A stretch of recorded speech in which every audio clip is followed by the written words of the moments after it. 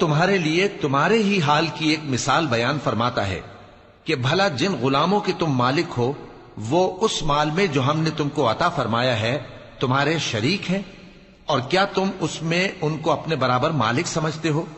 اور کیا تم ان سے اس طرح ڈرتے ہو جس طرح اپنوں سے ڈرتے ہو؟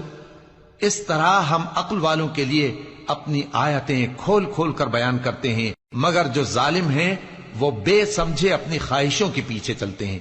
تو جس کو اللہ گمراہ رہنے دے اسے کون ہدایت دے سکتا ہے، اور ان کا کوئی مددگار نہیں۔ سو تم ایک طرف کے ہو کر دین الہی پر سیدھا رخ کیے چلتے رہو، اور اللہ کی فطرت کو جس پر اس نے لوگوں کو پیدا کیا ہے اختیار کیے رہو۔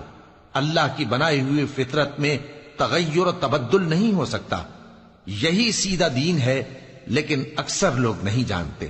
مومنو، اسی اللہ کی طرف رجوع کیے رہو اور اس سے ڈرتے رہو، اور نماز قائم کرتے رہو، اور مشرکوں میں نہ ہونا، اور نہ ان لوگوں میں ہونا جنہوں نے اپنے دین کو ٹکڑے ٹکڑے کر دیا اور خود بھی فرقے فرقے ہو گئے۔ ہر فرقہ اسی میں مگن ہے جو اس کے پاس ہے، اور